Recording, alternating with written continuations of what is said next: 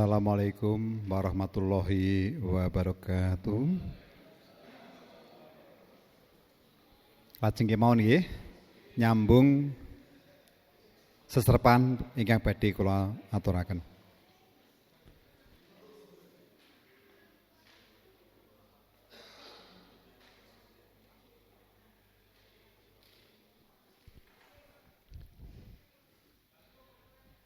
Inggih kalau wau kula tasih mireng tembung-tembung salajengipun. Menika mangke juwarai. Nggih, juwarai mbuh seni.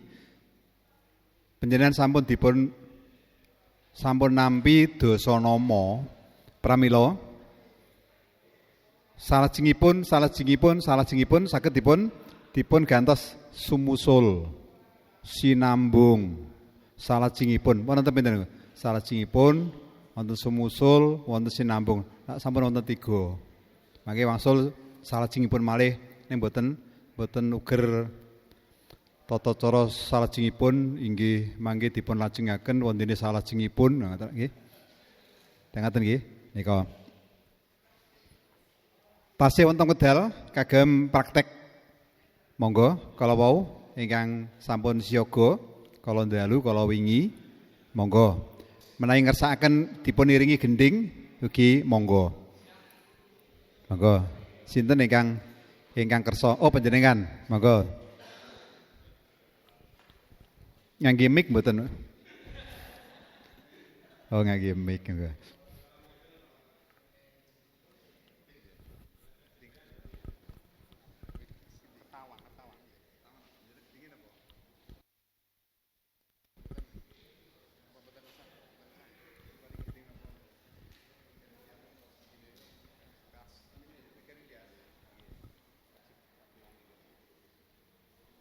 Nyuwun sewu para kadang badhe nderek gledhen.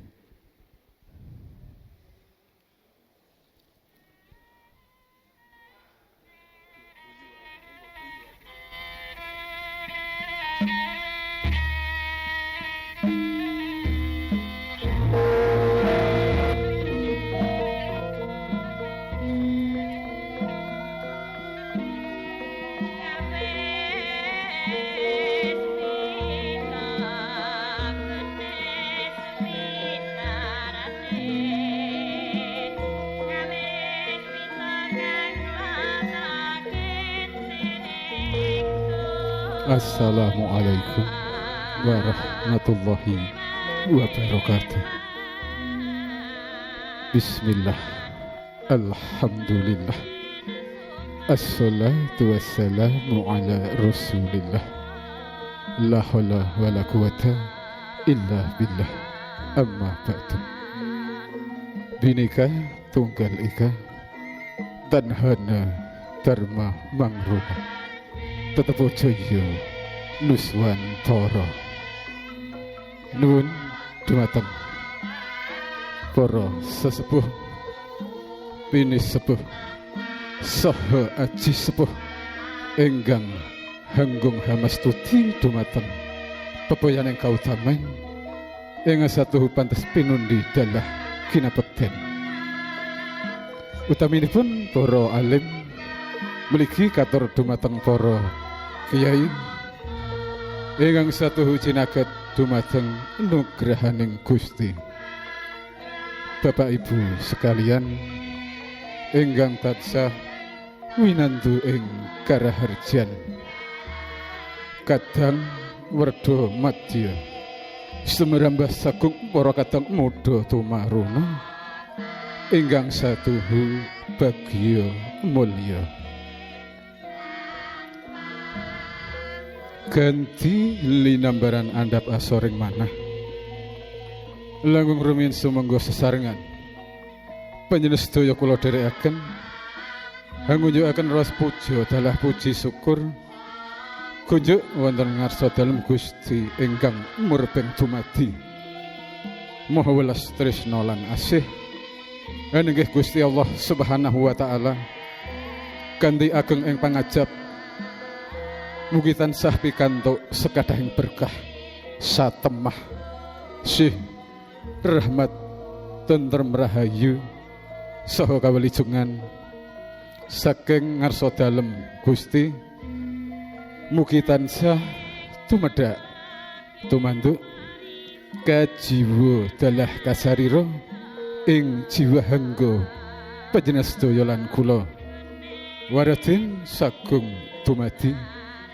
widodo niskala satuhu wondene salajengipun selawat dalah salam mugi tansah lumintu-lumintir dumateng jalma pinilih nunggih baginda Nabi Agung Rasulullah Muhammad sallallahu alaihi wasallam.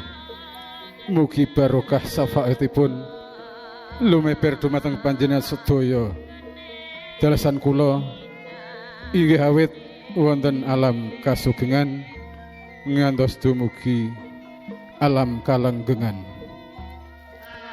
Amit amit pasang alimat tabik sinebetna ing iladuni dinebihna miyang tolak sari cinaketna marang kawilujengan kebareng kula cumantaka hanggembil kamardikan panjenengan sedaya hangginya eca sekeca wawan pangandikan inggih awrat mundi dawuh saking Bapak Agus Purwanto dalah Ibu Sukesi kula piniji minangka pambiwara kebareng badhe hangaturaken wiwaraning suka wenganing wicara duwaraning kandha hamretitisaken urut renjeneng adicara pahargyan ing wanci siang punika.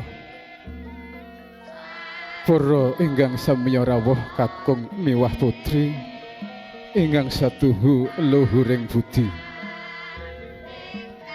wilujeng siang kula dherekaken tumrap rawuhipun panjenengan sedaya anggenipun dumurung paring donga pangestu lambahing adicara pawiwahan saha pahargyan badhe dhawuhipun kusumaning ayu estining tias Wulandari putri kinasih Bapak Agus Purwanto dalah Ibu Sukesi lenggah dalem wonten ing dusun Mintamulya wonten kalebet wewengkon ing Juwana Kabupaten Pati Bumi Minatani kalian Risang Bagus Isar Tauhid Alam Panembah Atmojo Niro Bobo Joko Prapsilo Nasib dalah Ibu Siti Zulaikoh mijil saking telatah Boyolali tersenyum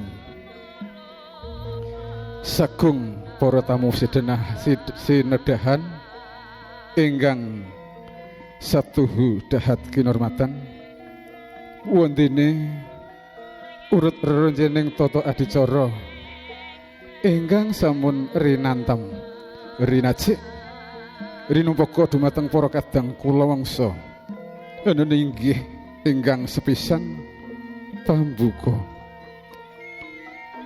tumambak ing todo adicara ingkang salajengipun ana inggih elung tinampi prosesi abdu nikah tumrap pinanganten sarimbit minangka adicara ingkang angka 3 wontene adicara ingkang angka sekawan inggih upacara panggih jangkep nut adicara kejawen mekaten para tamu karana ngemong ing swasana kanthi rinantam lambahing adicara sampun kula aturaken monggo sami nderekaken lambahing adicara ngantos dumugi paripurna nderekaken lenggah panjenengan sedaya kapiringaken swarane pradonga ingkang munyo hangrangin. Nuwun, nuwun, kula nuwun.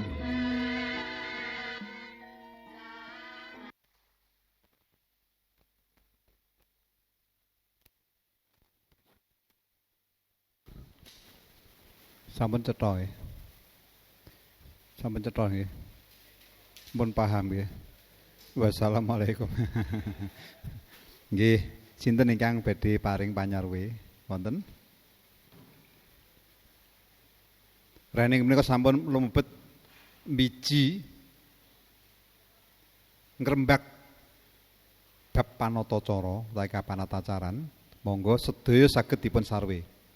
Jumenengipun oleh begagah mau kepiye, oleh ngasta mik dos pundi kecaketen kalian tutuk napa mboten, lajeng ekspresi nggih nika, lajeng tembung-tembungipun ingkang ketinggal napa nggih, ingkang ketawis sanget nggih. Nek tembung ampun nyolok mata nggih, tembung ingkang ketawis kepireng. Sinten ingkang kersa upaminipun sak pangadeg dipun sarwe saged. Monggo. Wonten paminipun menapa? Monggo. Oh, ana sing jawil kancane. Aja mudak dibales engko. Ngoten niku, Dak. Kancane disikut aja mudak dibales. Monggo. Wonten anggenipun ngastomik dos pundi kala wau? Kecaketen. Saengga ingkang kapireng namung ingkang ageng malah grebeg ngaten nggih. Nah, panjenengan kula emutaken swara nyebat swanten mesti emut napa? Napas. Nggih. Swara niku mesti napas. Nek legi mesti gula. Asin eling emut napa? Sarem. Pedes emut pahit emut swara emut ngatur napas. Napas menika wonten werni kalih. Napas napa nika? Aktif kalih napas pasif. Aktif menika dipun tata saderengipun ngendika ngedalaken tembung-tembung ingkang mesinipun radi panjang nika kedah dipun nyeretipun napas saking menapa menika?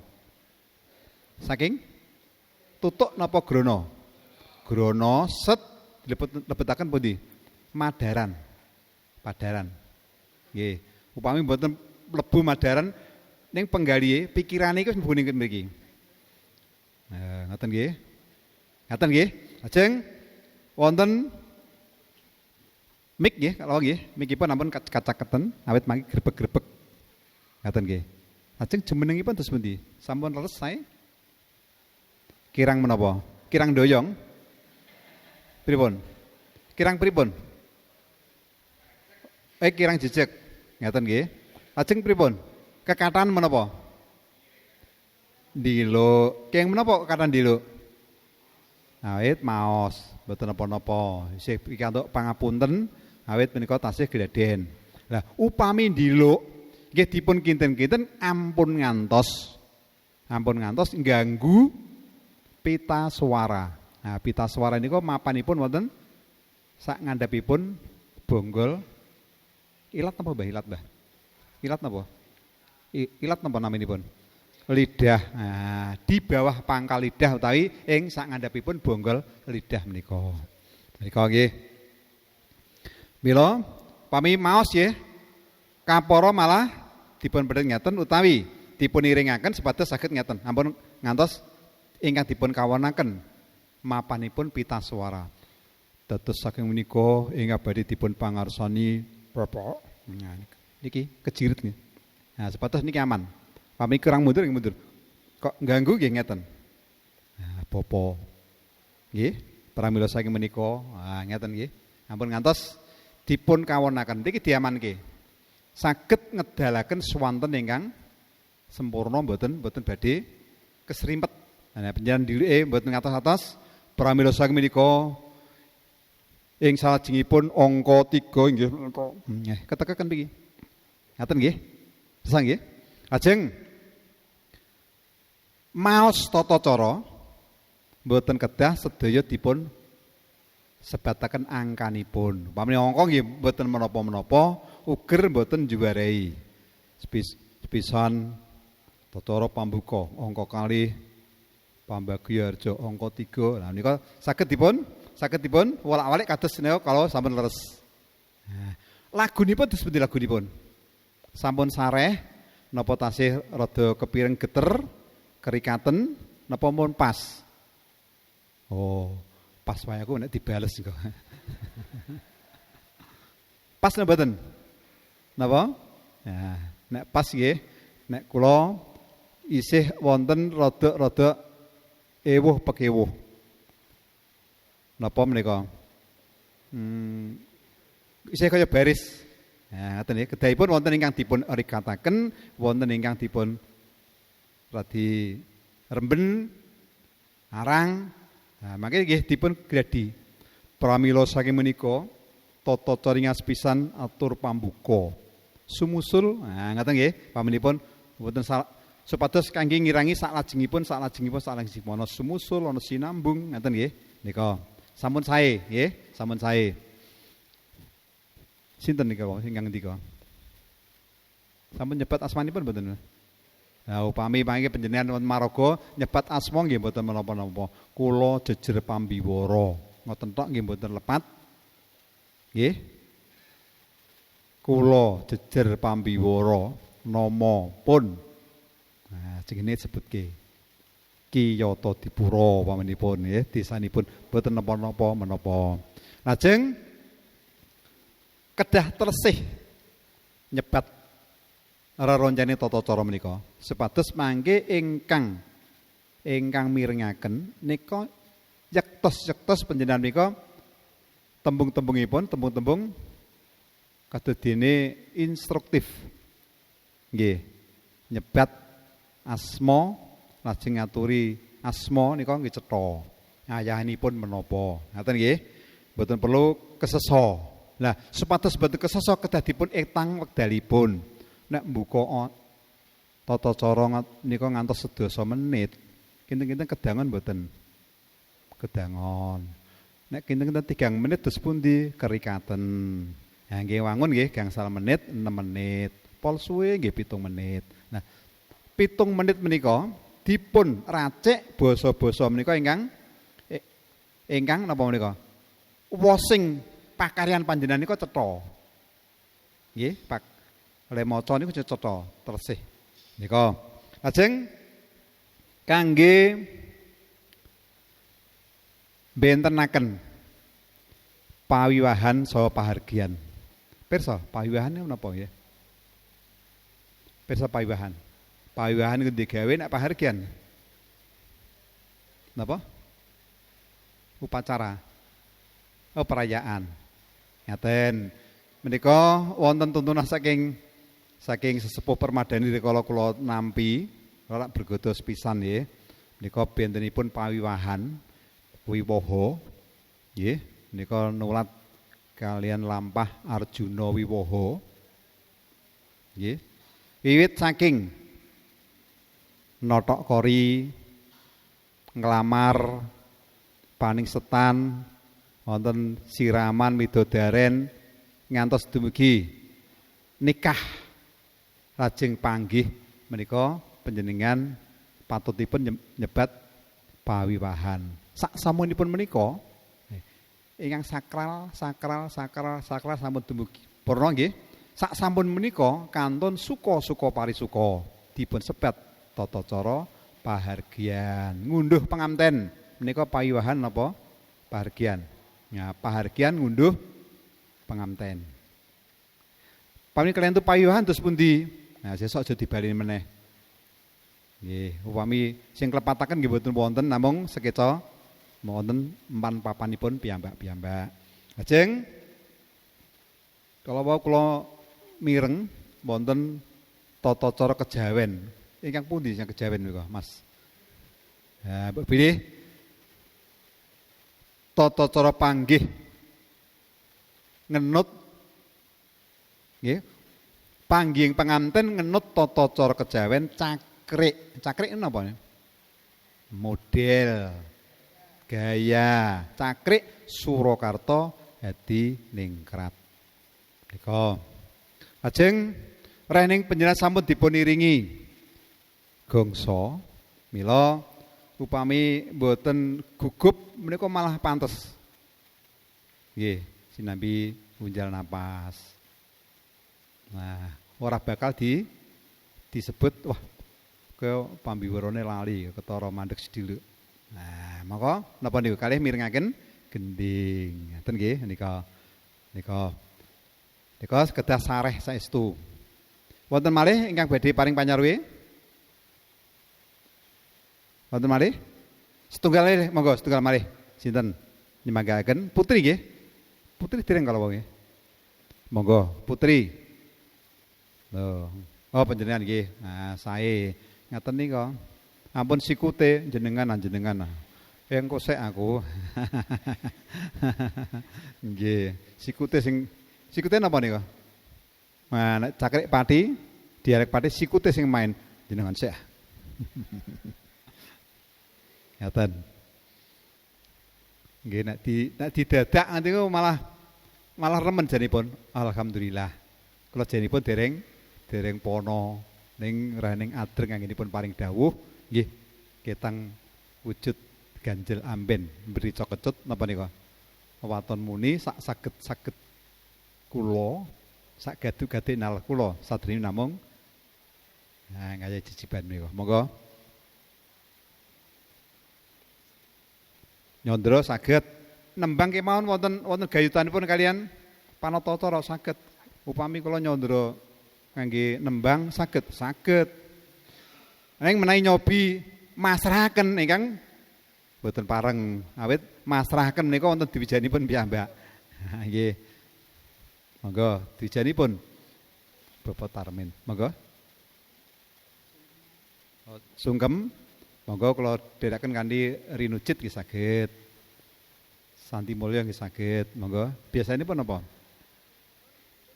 Oh, nawi badhe nyobi nggih, monggo.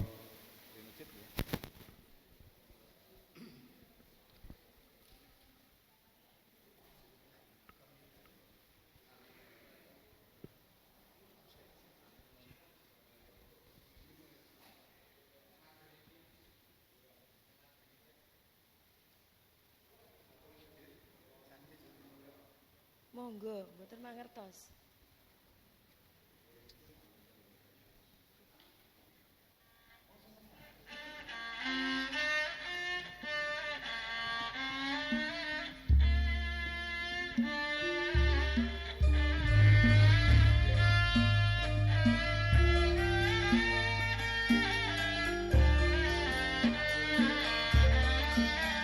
Wus lingsir saking palenggahan. Oke.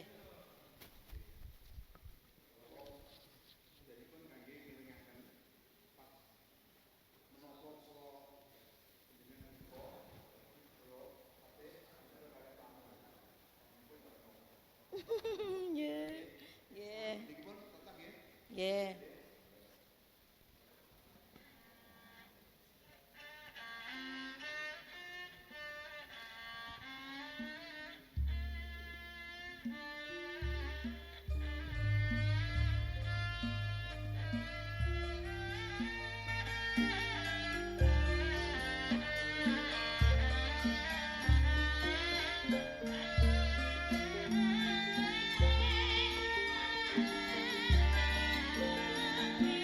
Wus lengser saking palenggahan risang tematen kakung hanganti ingkang garwa sumarak sowan wonten ing ngarsanipun ingkang bapa tuwin ibu tumuli sumungkem lan ngabekti nyuwun ingkang pangestu anggenipun palakrama mugi tansah manggih bagya mulya saged langgeng dumugi salami lamiya.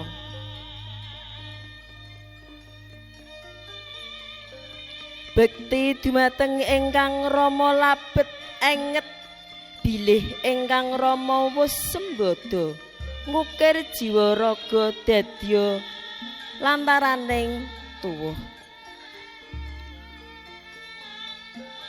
Parandene sumungkem dumateng ingkang ibu labet anggit bilih ingkang ibu wis kinarya peparing yoga brata salebeting nawa candra dasari sarta angleliting wiwit alit dumugi akhir dewasa.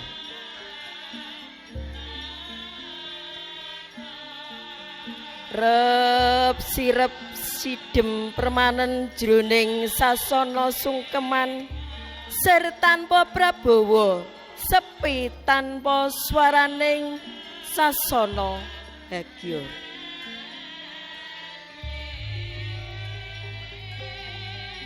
Rana datan lumampah kang kapiyarsa swara mingsek swara tangis panalongso brol konang waspa ingkang mijil saking anggenira temanten kekalih tumibing ing pangkone ingkang rama lan ibu kadya mutiara kang rinonce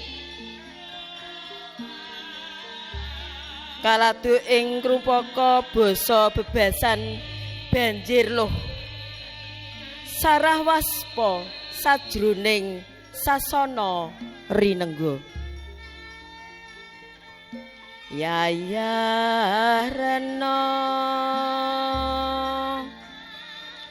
kinarya palupi kang marsudi mbyang hayuning putra pan agung budi darmane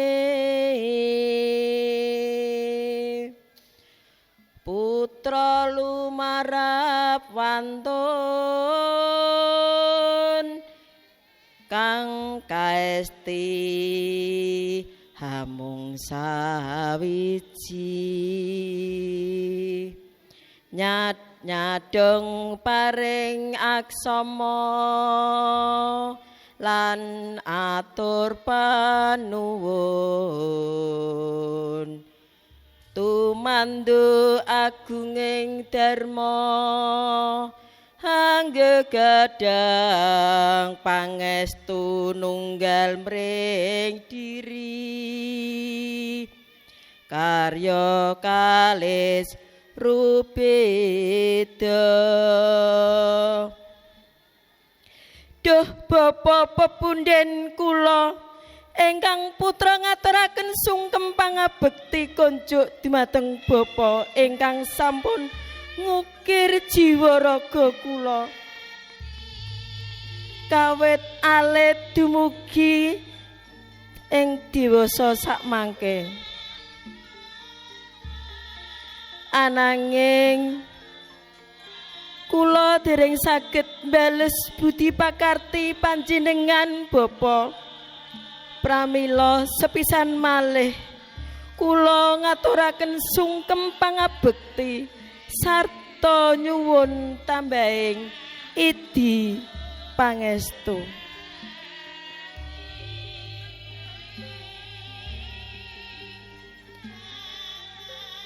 Kati sine ndara rasing kalih wasnya nampi sungkeming putra raras riris pitungkasih duh angger putra ingsun eling omring jatining diri manembamring yang sukma rinten dalunipun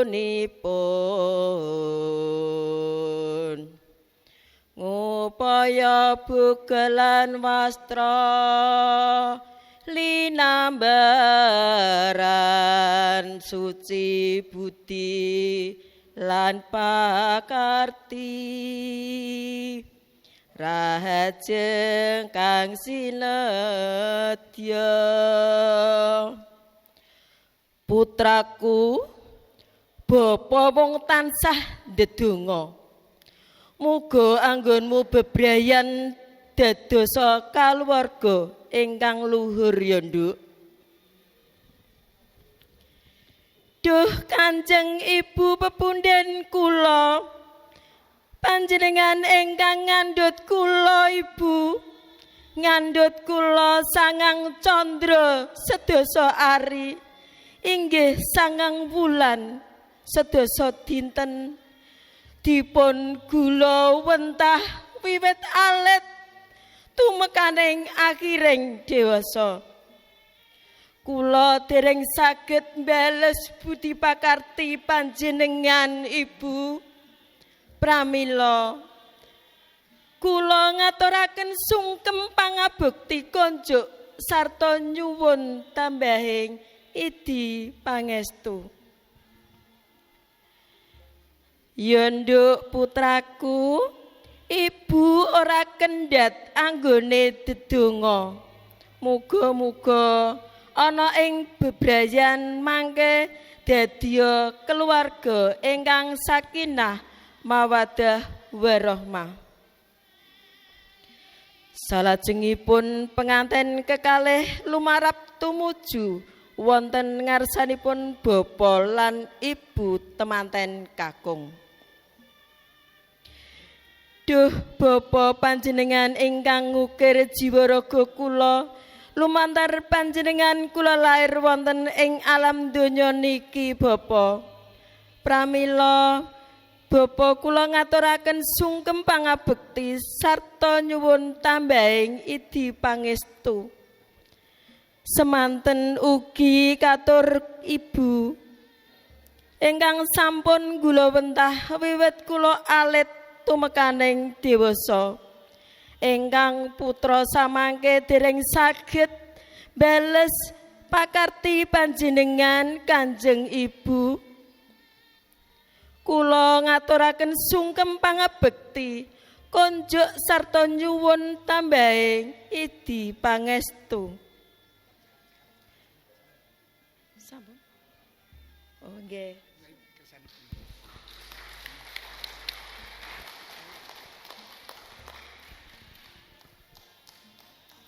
Pripun sae? Sae nggih. Nggih.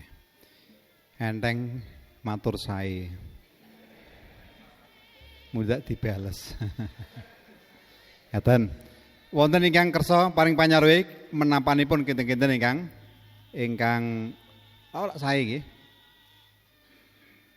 Ingkang manggihaken kirang sae menapanipun. Bona dibales ya lah ngono Pak. Napa? Intonasi menapa malih? Nggih. Intonasi menapa malih? Sampun? Wekdalipun terus pundi wekdalipun? Kedangon mboten? Kedangon. Kenging napa kedangon? Awit sungkem menika lampah jengku, sumungkem. Nggih. Pangamtanipun menika napa menika? Sumungkem wonten ngarsanipun wonten jengku dengkul rama ibu menika menawi kedangon mangke nggih kejawi pegel nggih kirang prayogi engko jojo malah keturun ning kono ngaten nggih ning ingkang baken sampun sae anggenipun kerancang lah mangke dipun kirangi nggih kinten-kinten wekdalipun menika ampun ngantos gangsal menit janipun nika.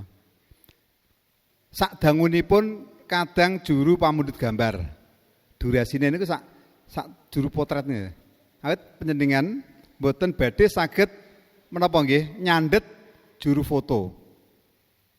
Duh Kanjeng Rama, Kanjeng Ibu, kula ngaturaken sembah bekti mugi kunjuk nyun tambahing idi pangestu. Engko sik aja ngalih sik Mbak. Mboten saged. Lah ku nyondur jakeh kok engko sik ah. Nah, tukang fotone malah direm mboten saged. Nah, kedah panjenengan ingkang nderekaken juru pamundhut gambar. Ngaten nggih? Nyondro panggih nggih ngaten. Sami kemawon. Ingkang pun damel tulodo menika jangkep sanget. Namung mangke panjenengan saged mendhet. Nah, napa nggih? Tembung muncaripun niku bongkar pasang tembung. Tak wene iki. Dik wingi tak praktekno kok. Isih kedawan leku nyondro. Panjenengan sing dibayangke napa niku? Sing dibayangke niku juru kamera kemawon.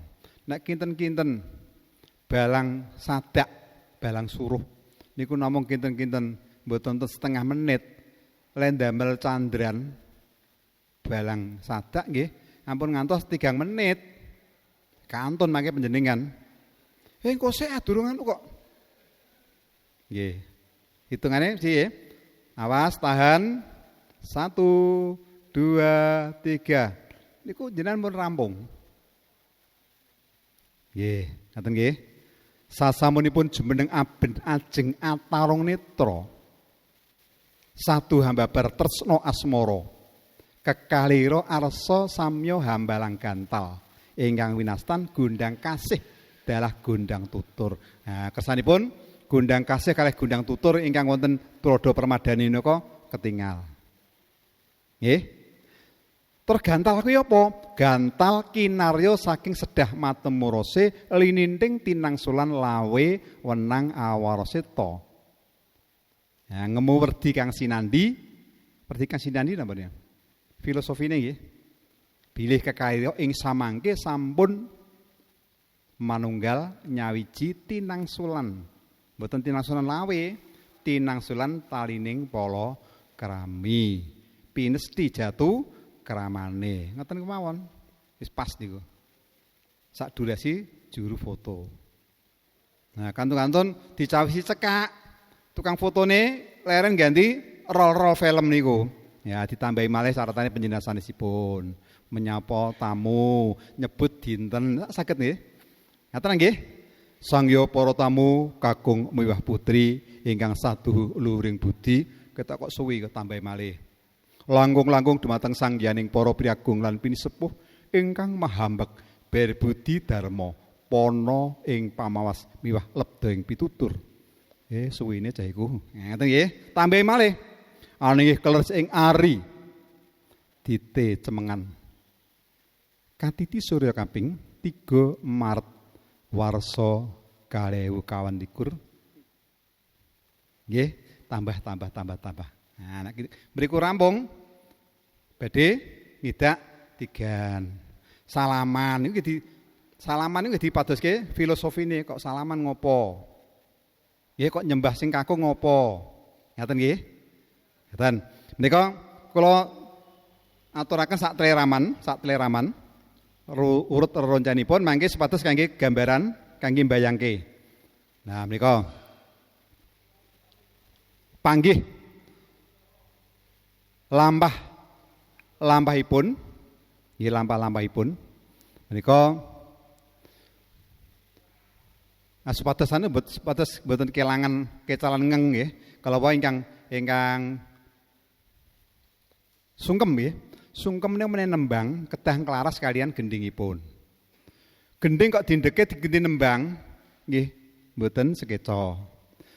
Bareng kali gendhing kali tembange mboten ngenut tintinganipun nggih mboten jumbuh. Wong dandang gula niku nek diparingi rujit kok ora macem, ya ampun. Langkung sae nembang rumiyin nembe gendhing. Nah tembang ingkang dipun pilih nggih ingkang jumbuh kalian larasipun. Pamenipun kok warna jit nggih. Ya dipun padosaken tembang-tembang ingkang larasipun sami. Sak boten-boten nggih sing miring. Ya tembang-tembang sing miring slendro miring nggih sing kados Anoman obong niku lho. Nek kangge ngiringi bawani tembang, lan nembang rada rikat. Caritane wayang Jawi ing praja Ngalengkadraja. Ngaten nggih. Nek dingge nderekke jumeneng ya sing kalem. Rama Ibu nggih. Dipun jumbuhaken nggih. Ngaturaken sembah bekti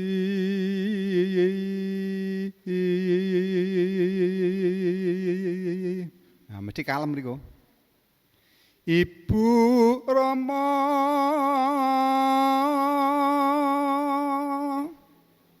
paring donga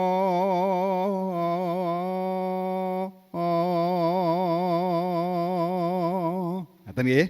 Nika mboten sedaya mangke telas wekdalipun. Mangke kula kinten wonten WA kemawon nggih nika. Menawi nika sampun telas tembangipun nembe.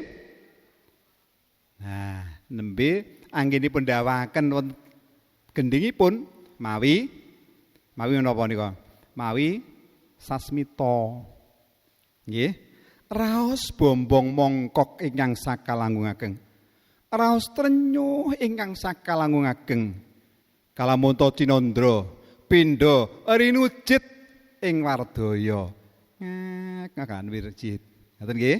Nika nembe mboten perlu wonten tembang malih. Ngantos sak telasipun gending. Ngoten nggih.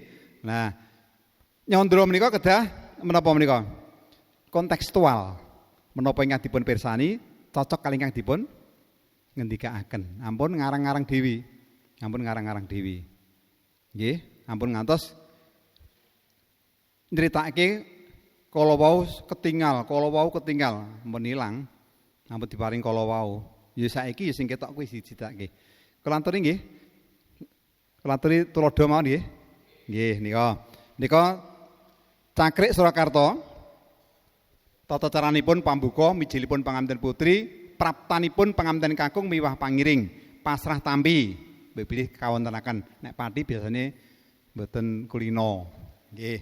Lajeng lambang kembar mayang menika ugi bilih dipun wontenaken. Pati ingkang tasih wonten lambang kembar mayang, liru kembar mayang menika ingkang pati kidul kayen tambak Rama. Gabus menika tasih. Nek pesisir ler ketinggalipun sampun radi mboten lor kali karo kidul kali ya. Lajeng wonten malih panggih panganten balang gantal, napak tigan, wijian. Wijian nggih. Hamiji nggih. Ampun pisuh nggih. Lha iku rak wijik rak ngoko. Nah, kuwatosipun mangke menawi panganten putri Hamisuwi. Nah ning malih mboten keca. Manten putri Hamiji. Samparanipun ingkang raka. Ampun ben darani pinter basa panganten putri Hamisuwi.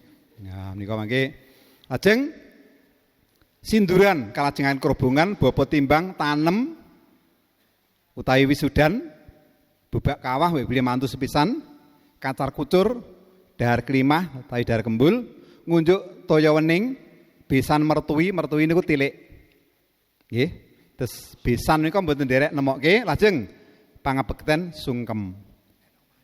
Nah, ngoten nggih.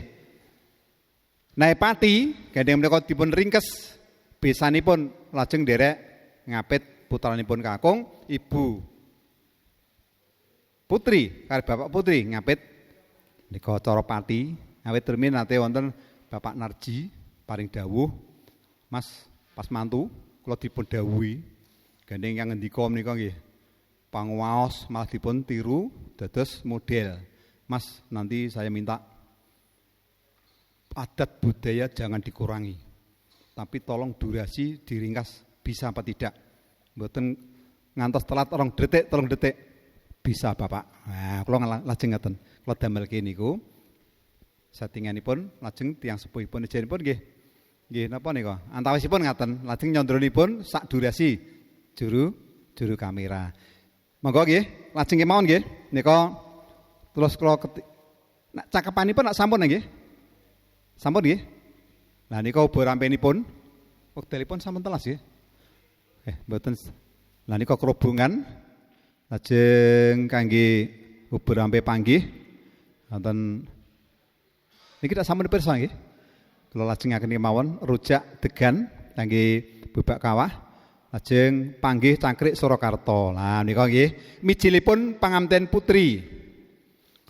Nek saderengipun panjenengan asring mireng gending kebugiru kangge mahargi rawuhipun panganten.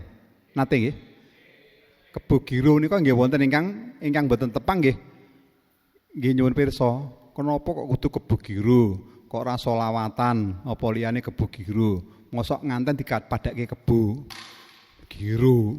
Nah, jebul kebugiru naminipun gending, kebu saking tembung maesa, maesa saking tembung paes, tegesipun macak. Maesa niku macao. Nggih, giru menika nyuwanten sora kanthi polatan bingah. Utawi giru wonten ingkang mastani girang. Dados nampi rawuhipun tamu kinurmat prayogi kanthi pepaes macak sing apik. Polatanipun grapyak semanak nyedulurke. Niku tegesipun mila wiramanipun gi rancak. Monggo kula pambuka mboten perlu nggih pambuka nggih. Sampun saged tos pambuka nggih. Kula lajengaken kemawon upamanipun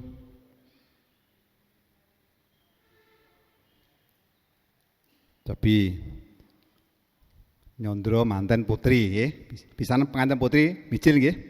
Menika ingkang kula aturaken menika mijilipun penganten putri ngaten langsung man nggih. Nggih, nika jamipun sampun telas. Kinten-kinten kula damel gangsal 12 menit napa 12 menit kemawon. Nggih, nika. Kersa nggih? Lha kersa napa mboten? Nggih. Ajeng nggih, monggo. Janipun kula kepengin ical. Ical. Oh, sampun nggih, nggih. Gendhingipun Puspawarna nggih saged ingkang limrah cangkrik Sala menika Sekar Tejo. Nggih sing ana ketok nih Sekar Puspawarna nggih mboten napa-napa. Rene menika kan nggih gemeni wekdal pami mboten jangkep saestu mangke kula wangsuli malih minjing pepanggihan saklajengipun. Minjing napa nika? April napa Mei ngoten nggih? Sih tunggal kula. Nggih, monggo. Nah, menika sasmita gending. Nek mboten sasmita nggih ngendika kemawon kalian juru pita swara. Monggo pun derekaken kanthi Puspawarna. Mriku nyetel. Gendingipun nomor 1 Mas. Nek ngoten niku kirang sae nggih. Langkung prayogi ngangge sasmita gending. Sasmita niku disamarke. Puspita niku napa? Kembang. Warna nggih maneka warni. Dados kalamonto Cinandra mijilipun panganten putri pindha puspita ingkang nedeng mangudar wangi. Wambune harum, rupane apik. Ngaten nggih. Monggo dumateng para tamu sedaya ingkang minulya, tata cara panggih cak-cakanipun panganten putri mijil saking Panti Arum Yatapas Wangi kasusul rawuhipun Arisang panganten kakung. Kalajengaken tata cara panggih saha ngadat ngenut tata cara kajawen.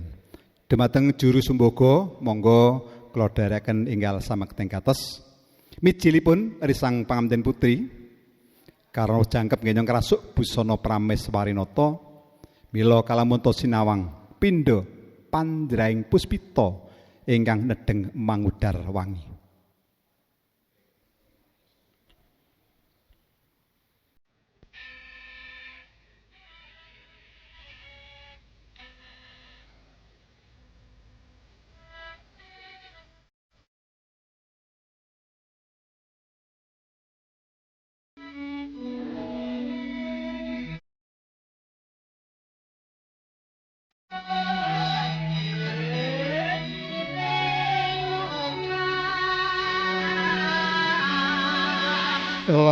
Lamat swaraning pradonga ngang munyohan langit. Sineling pangriing warenggana dumiring awiyet. Satu asung puji pangastuti mringkang nembe winiwaha. Allah menika ta warnanira ingkang den unggaring payahan. Kusumaning ayu Rara Pregiwa putra pawistri Bapa Harjuna sekaliyan ingkang lenggah dalem wonten ing Madukara. Jangkep kena krasuk busana Prameswarinata cakrik Surakarta hadiningkang mijil saking panti arum ya Tepaswangi. Dasar wanudya endah sulistyaning warni kasasaban busana ingkang sarwa peni pantes kalamunta sang saya wimbuh endah kasulistyani. Mila kalamunta tinandra sasat kurang candra luwih warna. Apa ta tandane? Rikma memak hanyekar bakung awarna kresna ireng handhanges pantes. Hangagem cecunduk mentala ingkang ebah kinarya lumampah. Linaras ing wardaya tinon saking Mandrawa pindha astane wong ayu ingkang nembe hangawe-awe mring bidangane.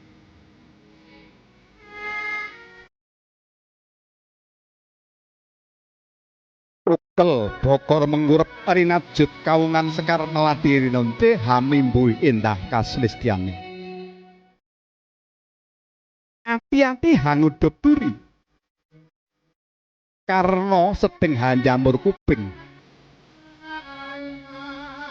Palarapan nyelo cendani wimbo wulan tumanggal ibing tumenga ing tawang netra blalak kedhep nyohan damar kanginan.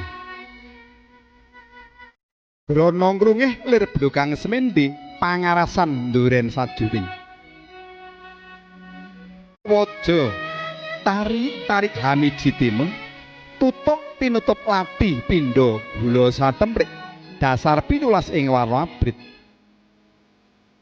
Kalamunta kapandhuk ing pawitra eseme nora larang gonas ganes wicaraning gandes luwes sasolae tregel dadi lan pantesi jonggo mangkung hanglung gadung pamidangan hantrajumes weging sang pranaja sing sekapethet ngageman pindha cengkir ganding pininyek lalaya jebolna mekak madya ingkang minangka studandaning sarira. Bangkean bangking hanaon kemit kempol kial hangemanak garis lurus lir pinatut kencet bunder lir jinangka. Detek demawa sedeng pakuritan kuning nemu giring. Asta ngendewa pinenang kalamunta kinarya lumaksana pindha merak kasimpir. Jejenggo pindha cupu manik asta gena jejempol pindha sirahing sarpa dariji merit hamujuk tanjung. Kathah panyandra ingkang pantes tumrap risang pangamden putri. Mila karana endahing warna mila kalamunta rinakit ing ukara prasasat sedinten sedalu datan pinanggih puputing panyandra. Karana hangemong ing swasana kepareng hamunggel kawin.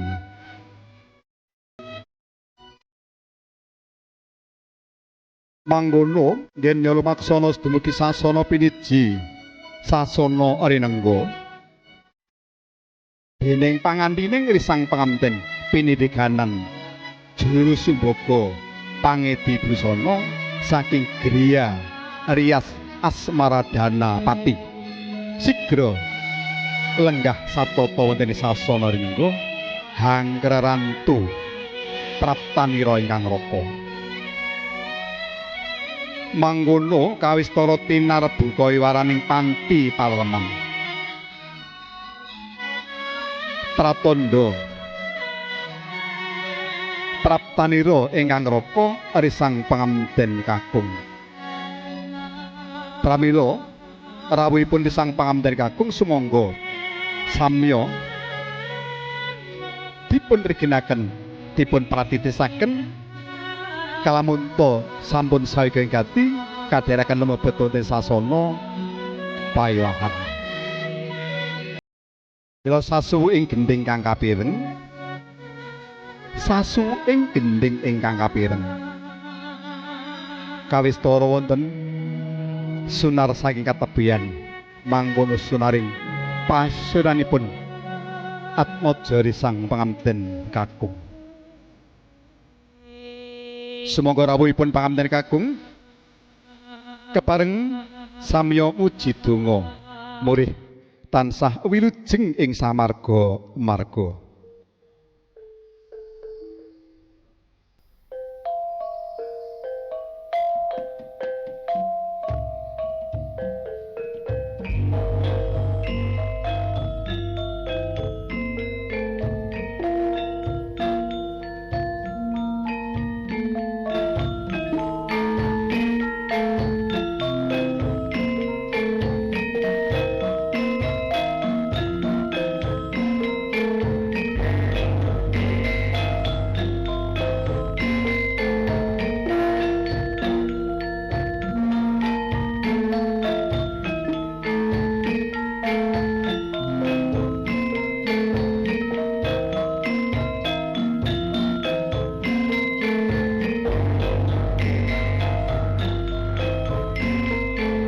Tinarbu kaya waraning panti palereman.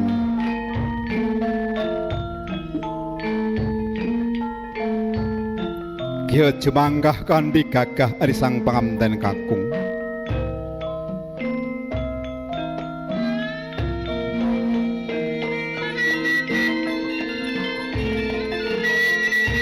Hanggih Arisang Bagus Kaca Nagara Atmajanira Bapa Werkudara mijil saking tlatah Yodipati.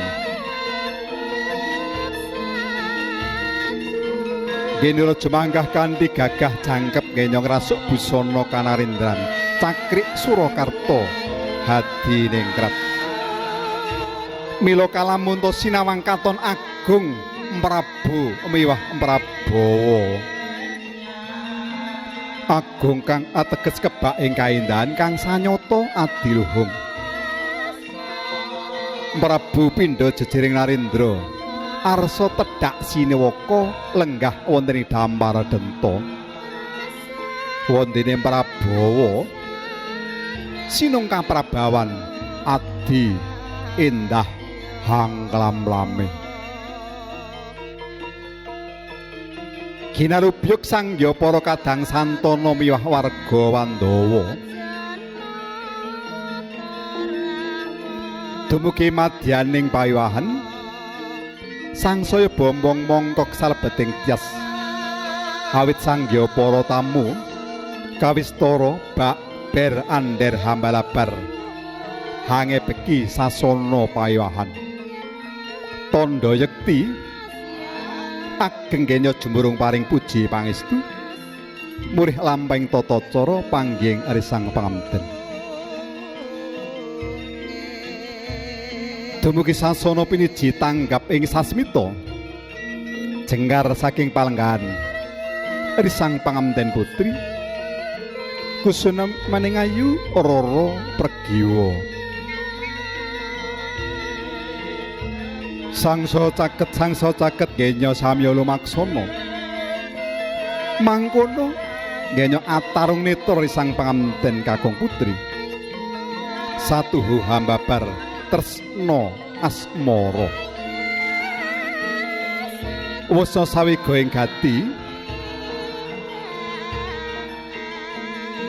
raos bingahing manah Arisang Panganten sarimbit. Panggihing Arisang Panganten kalamunta cinandra kadya canduka kang munya ing wanci ariris. Kening napa ni?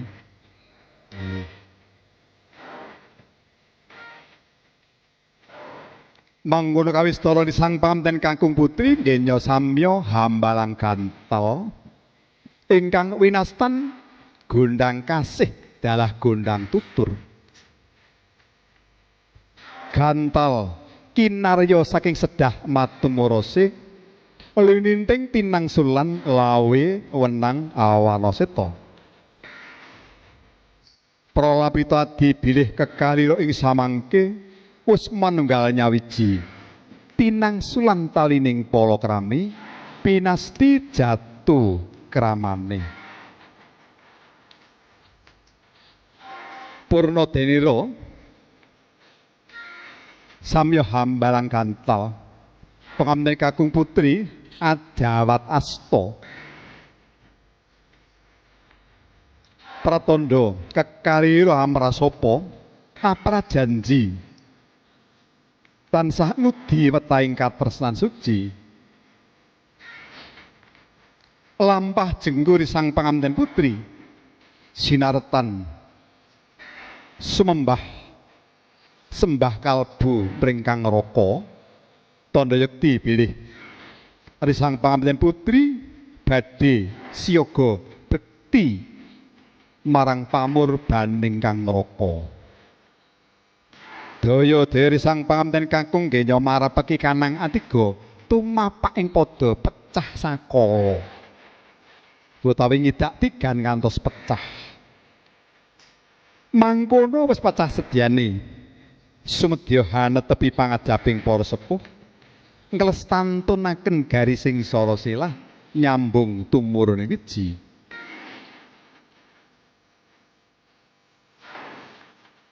Sinambung risang pangampten putri hamiji samparanipun risang pangampten kakung mawi tirta sekar triwarna murih sirna sukerta ingkang tumandha wonten angganira ingkang raka.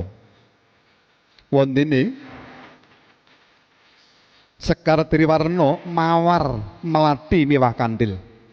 Kala muta winawari ing tembung manis lumantar kedaling lati mugi tansah kumantil kanthil ing netra rumasuk wonten ing salebeting kalbu. Purnadenira tata cara wijikan kadherekaken jumeneng risang pangampten putri mring kang raka. Nadyanto pangampten putri sampun siyaga bekti mring kang raka ngenut pamurbaning kang garwa. Ananging risang pangampten kakung nglenggono bilih jejering janma sawantah ing ngarsanipun Gusti hanggadhahi derajat ingkang sami.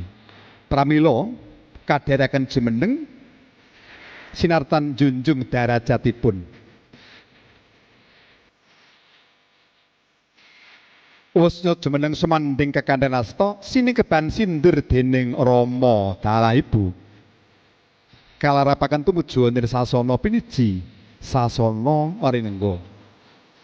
Mangkono jejibaning pinisepuh Rama ibu kepareng tansah nuntun dumateng raing kautamen murih tansah pinayungan budi rahayu rahayu tamaing mulya. Dumugi sasana Rinengga kepareng kalajengaken tata cara ngadat tandhaipun bobot timbang kanthi wujud risang pangampten kakung putri kapangku dening Rama sineksinan Kanjeng Ibu. Pangudas maraning driya kalamunta kawiji ing lesan. Abot pundi pakne? Walabune jebul kok krasa padha abote. Karaos sami bobotipun ateges anggenira ngrengkuh dumateng atmaja kinasih kekalih boten badhe sinebat emban cindhe emban silatan sadaya karengkuh sami. Kepareng kalajengaken tata cara tanem ugi winastan wisuda krama. Kanthi kapetek pamidanganipun linambaran umbul donga Bismillahirrahmanirrahim. niatin senandur becik ing pangangkah bisa ngunduh kabecikan lenggah jajar wonten ing dampar rinegari sang pangapunten kakung putri sumusul tata ngadat tandhaipun unjuk rujak degan awit anggenipun amiwaha putri kinasih menika katemben mantu ingkang sepisan purna dene tata cara bubak kawah kalajengaken kacar kucur manggono sang pangapunten kakung nggenya jumeneng asta kacu gumbaya isi beras kapuranta sekar triwarna datan kantun awujud arta dele kawak kacang kawak sadaya kasuntak telas wonten panggon ingkang garwa tinadahan sindurung kawula sinandi hanggambaraken jijibane garwa oleh sang pangapunten putri sumanggem hanya kapi kabetanipun Bali Wisma menika wujud tanggung jawab priya hanya kapi kabetanipun Bali Wisma guna kaya wing pakarti parikedah kapasrahaken lan katampi dening Kang Garwa sasamunipun katampi binundelan tali katuraken saha katitipaken ing ngarsa Rama Dalaibu mengurdi kang sinandi pitutur luhur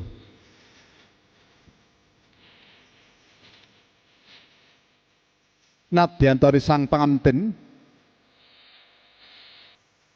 sampun diwasa wasih sing samudayanipun ananging babagan mangun Bali Wisma taksih perlu pitedah wewarah murih anggenna mangun Bali Wisma saged nggayuh keluarga ingkang jenjen tentrem winastan sakinah mawaddah warahmah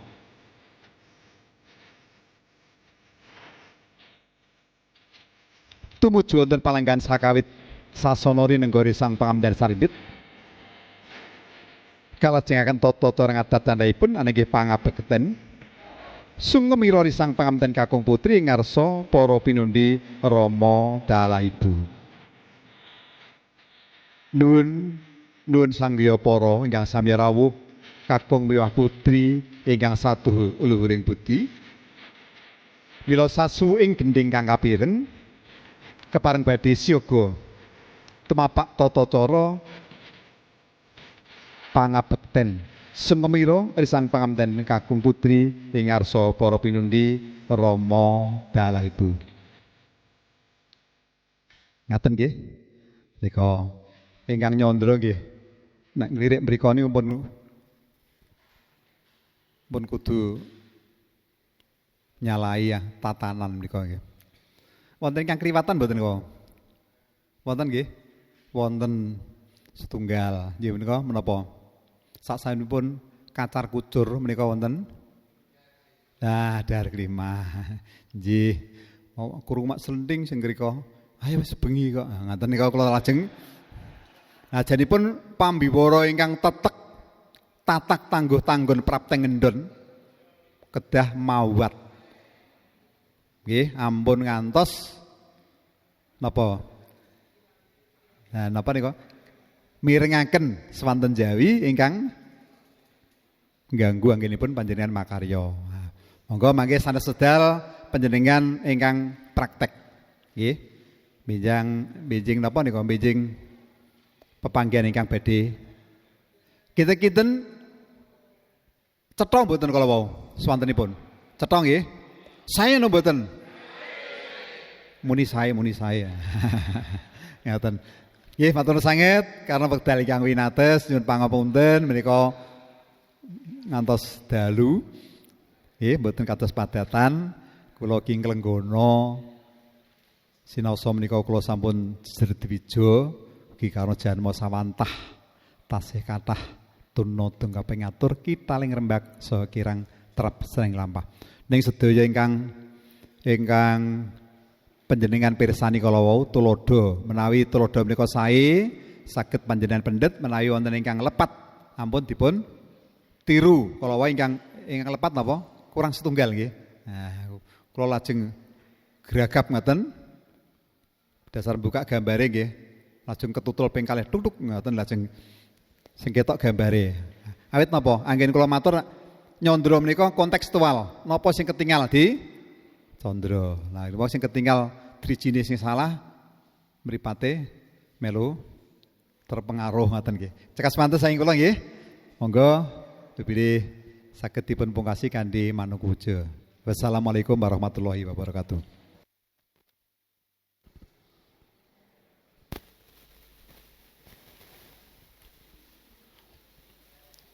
Bapak Dujo kaparnga kula atur palaporan bilih para kadang siswa bergada 29 sampun satawis purna anggenipun nampi seserepan.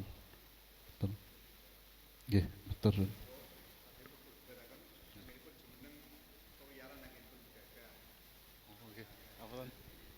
Apa nggih? Oke.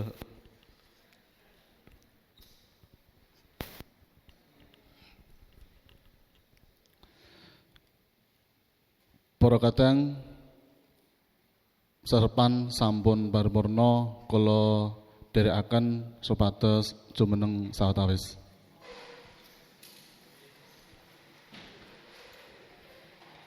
Para kadang anggen kula lan panjenengan sami nampi seserepan sampun paripurna, monggo panjenengan saha kawula panjenengan saha kula nampi serepan ing sonten menika, monggo kita pungkasi kanthi manungku puja ngemot kapitayan soang-soang. Manungku puja kawiwitan.